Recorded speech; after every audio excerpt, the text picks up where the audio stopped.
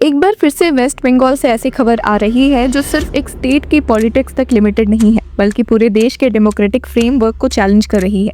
और इस बार सवाल सीधा और अनकंफर्टेबल है। क्या इलेक्शन कमीशन ऑफ इंडिया ने सुप्रीम कोर्ट ऑफ इंडिया में सीजे सूर्यकांत के ऑर्डर्स का वायलेशन किया है? क्या जो प्रोसेस चल रहा है वो कॉन्स्टिट्यूशनल सेफगार्ड्स को साइडलाइन करके एग्जीक्यूट किया जा रहा है?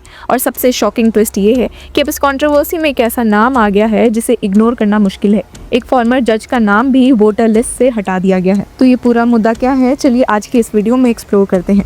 Hello law lovers and justice seekers, welcome to Law Chakra. हम आपके लिए लेकर आए हैं कुछ बहुत ही exclusive. Introducing Law Chakra prime membership, जो आपको देगा exclusive access like never before. बनिए लॉ चक्रा की प्राइम मेंबर और अनलॉक कीजिए full potential of legal knowledge. अभी ज्वाइन कीजिए। अब थोड़ा रिवाइंड करते हैं और कंटेक्स्ट समझते हैं। वेस्ट बंगाल में SIR एक्सरसाइज चल रही है जिसका ऑब्जेक्टिव है इलेक्टोरल रोल्स को क्लीन करना, डुप्लीकेट्स हटाना और इंश्योर करना कि सिर्फ एलिजिबल वोटर्स ही लिस्ट में रहे। ऑन पेपर ये एक रूटीन एडमिनिस्ट्रेटिव प्रोसेस लगता है, लेकिन जब इम्प्लीमेंटेशन की बात आती है तब ग्राउंड रियलिटी बिल्कुल अलग पिक्चर दिखा रही है, क्योंकि इस एक्सरसाइज के दौरान लाखों वोटर्स के नाम लिस्ट से हटा दिए गए हैं। और सबसे बड़ा कंसर्न ये है कि ट्रांसपेरेंसी का ऑलमोस्ट कंप्लीट एब्सेंस है। और यहीं से कंट्रोवर्सी शुरू होती है। पहला सप्लीमेंट्री लिस्ट जिसमें उन वोटर्स के नाम होने चाहिए थे जो अंडर एजुडिकेशन थे, उसे प्रॉपरली पब्लिक डोमेन में रिलीज नहीं किया गया। मतलब लोगों को ऑफिशियली पता ही नहीं है कि उनका नाम लिस्ट में है या डिलीट हो गया। और यहीं पर सुप्रीम कोर्ट के रोल का मेंशन होता है। कोर्ट ने एक्सपेक्टेशन सेट की थी कि प्रोसेस ट्रांसपेरेंट रहेगा, लोगों को मौका मिलेगा अपनी बात रखने का और प्रॉपर प्रोसीजर फॉलो होगा।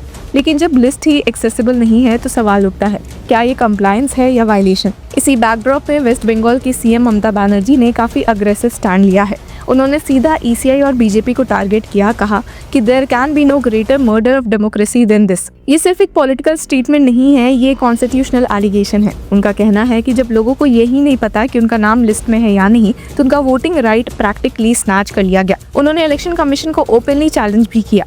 We are yet to receive the first supplementary list, it is not there in the public domain still. अभी लाइन बहुत क्रिटिकल है क्योंकि ये ट्रांसपेरेंसी के कोर इश्यूज को हाईलाइट करती है।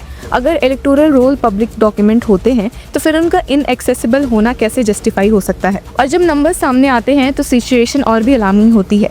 रिपोर्ट्स के अकॉर्डिंग लगभग 32 लाख वोटर्स को स्क्रूटनाइज किया गया, जिसमें से अराउंड 40% यानी तकरीबन 13 लाख लोगों के नाम हटा दिए गए। टोटल डिलीशंस अब तक 76 लाख के आसपास पहुंच चुके हैं। अगर टोटल वोटर बेस 7.6 करोड़ था तो लगभग 10% वोटर्स अब लिस्ट से गायब है। ये कोई मार्जिनल चेंज नहीं है, ये एक स्ट्रक्चरल शिफ्ट है जो इलेक्शन आउटकम्स को डायरेक्टली इम्पैक्ट कर सकता है। इसी वजह से CM ममता बनर्जी ने इस प्रोसेस को क्रिटिसाइज करते हुए एक और स्ट्रॉन्ग स्टेटमेंट दिया। What's happening now will surpass the doings of super Hitlers। ये कंपैरिजन क्लियरली दिखाता है कि वो इस इशू को कितनी सीरियसनेस से देख रही है। और अब इस ऑलरेडी एक्सप्लोजिव सिचुएशन में एक और रीसेंट डेवलपमेंट हुआ है जो और शॉकिंग बना देता है। शाहिदुल्ला मुंशी, जो कि कलकत्ता हाईकोर्ट के फॉर्मर जज रह चुके हैं, उनका नाम भी वोटर लिस्ट से डिलीट कर दिया गया है। और ये कोई रूमर या स्पेकुलेशन नहीं है, उन्होंने खुद इस बात को कंफर्म किया और अपना रिएक्शन दिया है।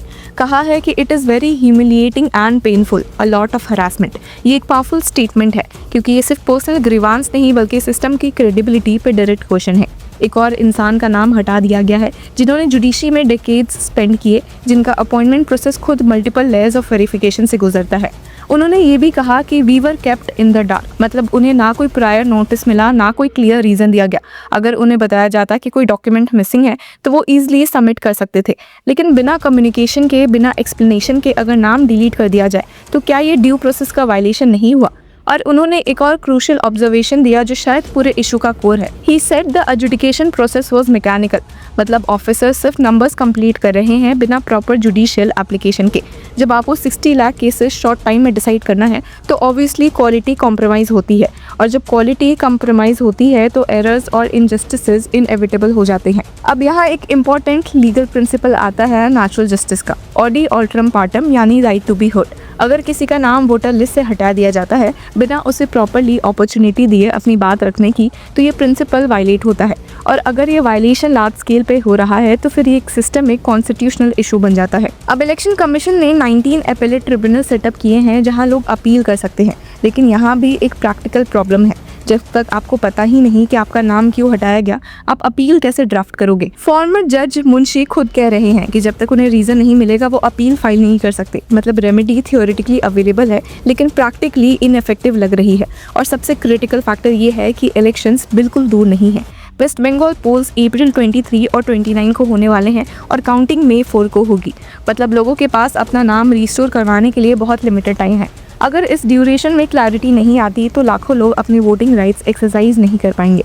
तो अब सवाल ये है कि क्या ये सब सिर्फ एक एडमिनिस्ट्रेटिव एक्सरसाइज है जो थोड़ा फ्लॉड है, या फिर ये एक डीपर इशू है जहां इलेक्टोरल प्रोसेस की इंटीग्रिटी ही क्वेश्चन में आ रही है।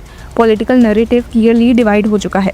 एक साइड इसको डेमोक्रेसी का मॉडल कह रही है, दूसरी साइड शायद इसे नेसेसरी क्लीन अप एक्सरसाइज के रूप में डिफेंड करेगी। लेकिन पब्लिक के पर्सपेक्टिव से इसे बहुत सिंपल कहते हैं, क्या मैं वोट दे पाऊंगा, यही सवाल अब सबके मन में है। और जब इस बेसिक क्वेश्चन का क्लियर आंसर नहीं मिलता तो ट्रस्ट ऑटोमेटिकली एरोड होता है। डेमोक्रेसी का फाउंडेशन ही ट्रस्ट पे बेस्ड होता है। अगर वोटर को सिस्टम पर भरोसा नहीं रहेगा तो इलेक्शन की लेजिटिमेसी भी क्वेश्चनेबल हो जाती है। और शायद इसीलिए ये पूरी कंट्रोवर्सी सिर्फ वेस्ट बंगाल तक लिमिटेड नहीं रहने वाली है, ये एक नेशनल लेवल प्रेसिडेंट बन सकता है। क्योंकि अगर एक स्टेट में इतने लार्ज स्केल पे वोटर डिलीशन हो सकता है विदाउट क्लियर ट्रांसपेरेंसी, तो कल को ये मॉडल कहीं और भी रेप्लिकेट हो सकता है। और शायद इसी वजह से वेस्ट बंगाल सीएम ममता बनर्जी ने ये भी एलिगेशन लगाया था कि एक ही फैमिली में से कुछ लोगों के नाम रखे गए हैं और कुछ को हटा दिया गया है। मतलब कंसिस्टेंसी और फेयरनेस दोनों पर सवाल खड़े हो रहे हैं। उन्होंने स्पेसिफिक एग्जाम्पल्स भी दिए थे जहाँ अलेजेडली एक बूथ में 500 में से 400 लोगों के नाम हटा दिए गए। अगर ये क्लेम फैक्चुअल है तो ये सिर्फ एडमिनिस्ट्रेटिव एरर नहीं लगता, बल्कि टारगेटेड एक्सक्लूजन का पैटर्न दिखता है। और ये वो पॉइंट है जहां से इशू प्योरली पॉलिटिकल नहीं बल्कि लीगल और कॉन्स्टिट्यूशनल भी बन जाता है। तो व्यूअर्स, एंड में बात वापस वहीं आती है, वोट सिर्फ एक राइट नहीं, एक पावर है। और अगर वो पावर क्वाइटली और साइलेंटली डाइल्यूट हो रही है तो उसका इम्पैक्ट सिर्फ एक इलेक्शन तक लिमिटेड नहीं है, वो पूरे डेमोक्रेटिक स्ट्रक्चर को अफेक्ट करता है। अब देखना ये है कि इलेक्शन कमीशन क्या स्टैंड लेता है, क्या सुप्रीम कोर्ट इस मैटर में इंटरवीन करता है, और सबसे इम्पोर्टेंट, क्या वोटर्स को उनका हक वापस मिल पाता है बिफोर इट्स टू लेट। तो व्यूअर्स, इस पूरे मुद्दे पर आपकी क्या राय है? Do let us know in the comment section. Until then keep following law चक्र।